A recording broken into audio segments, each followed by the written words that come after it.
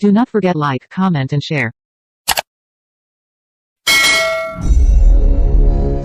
Sepertinya perang di Ukraina akan menjadi semakin panjang, jauh dari perkiraan banyak pengamat yang mengatakan Ukraina merugi karena semua senjata yang dikirim pihak barat adalah berupa pinjaman atau hutang. Karena itu, perang harus dihentikan dengan Ukraina mengaku kalah dan Rusia mendapatkan 5 wilayah Ukraina atau seluas 20% wilayah Ukraina lepas ke Rusia. Bayangkan, dari perhitungan analisa keuangan, bunga dari pinjaman ke Ukraina selama 10 bulan berperang adalah $20 billion alias anggaran yang telah diturunkan pihak barat lebih dari $500 billion. Maka pasti Ukraina akan menyerah. Hal ini jika pemimpinnya, Sang Zelensky, pintar melihat dunia dan sadar bahwa dirinya hanya boneka barat. Rusia di sisi lain telah mengeluarkan anggaran yang sama, namun bukan dari pinjaman, melainkan dari hasil penjualan gas, minyak bumi, dan grain atau biji-bijian. Strategi barat memberikan hutangan adalah debt trap yang nantinya akan membuat Ukraina menjadi failed state atau negara gagal. Dan ini semua adalah by design. Kita ingatkan, perang tidak akan terjadi kalau tidak ada yang untung. Anggaran Amerika yang dicetak modalnya pakai printing money, underlaynya proyeknya adalah senjata untuk Ukraina, dibayar kepada defense contractor yang menghidupkan mesin industrial military complex. Di mana nanti ketika perang usai, para pengusaha itu akan menyedot harta Ukraina sampai mampus negara Ukraina yang akan menjadi negara miskin selamanya. Modal dagang itu harus kembali. Bayar biaya perang tersebut ke bohir, yaitu pihak barat dan Amerika. Herannya lagi, ada perintah dari Amerika bahwa Ukraina tidak boleh serang Rusia ke dalam wilayah Rusia. Yang mana perintah itu minggu kemarin tidak ditaati oleh Ukraina. Yang mana hal ini sekali lagi membuktikan Zelensky pemimpin egois yang tidak peduli pada rakyatnya.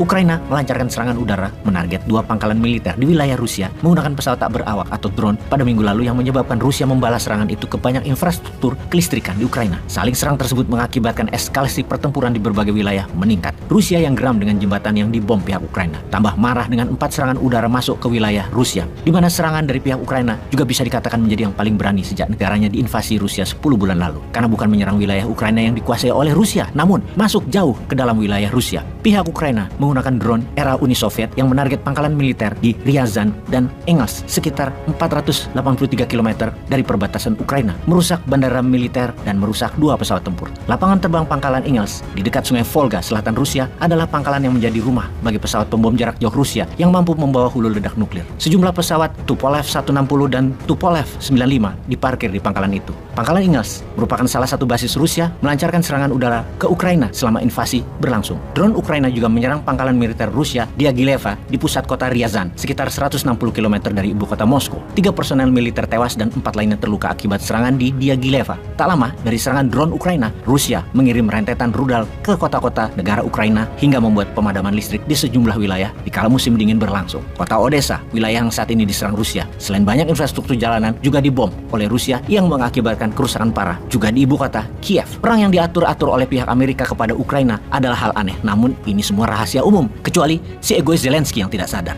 Karena bisa diartikan bahwa perang ini memang dipelihara oleh pihak NATO, khususnya Amerika, dipelihara agar lama, agar bisa jadi mesin uang bagi industri militer Amerika. Jadi ada alasan untuk kendali dolar Amerika. Kebetulan Zelensky-nya seorang narsistik grandios. Oh, ada hal penting yang harus kita pertimbangkan, yaitu kita melihat perang ini masih lama, itu pertama. Yang pasti akan menjadi mesin profit bagi Amerika. Ada hal lain yang penting, yaitu turunnya daya beli dunia di tahun 2023 ke depan nanti. Apa yang Amerika lakukan di bulan Januari 2023 nanti untuk mengatasi banyaknya uang beredar dan turunnya daya beli. Amerika yang kita tahu memprint dolar dengan jumlah terbesar dalam sejarah Amerika selama ini karena mencetak mata uang sejak tahun 2021 adalah senilai 20.000 billion dolar atau 20 triliun dolar. Hal itu terbanyak jika dijumlahkan dalam 20 tahun terakhir. Dana cetak uang tersebut adalah untuk stimulus efek pandemi dan untuk perang di Ukraina. Karena itulah inflasi terjadi yang mengakibatkan harga meningkat, namun daya beli turun di seluruh dunia. Maka Amerika melakukan hal yang belum pernah terjadi dilakukan oleh Amerika selama ini, yaitu Amerika menarik semua uang dolar cetakan di bawah tahun 2021. Dan ini semua berlaku di Januari 2023. Alias kalau uang dolar cetakan tadi tidak ditukar dengan uang baru, maka dolar cetakan tahun 2021 ke sana, uang lama tersebut menjadi tidak berlaku. Dunia saat ini gempar dan marah kepada Amerika. Ini langkah yang akan menyebabkan blunder bagi Amerika pastinya. Karena triliunan dolar akan hilang dan menjadi tidak bernilai. Walaupun hal itu mungkin akan menstabilkan uang beredar dengan hasil produksi. Namun hal ini adalah tindakan kurang ajar dan tidak amanah atas kepercayaan dunia akan dolar. Maka sahabat, kesimpulan yang kita dapati adalah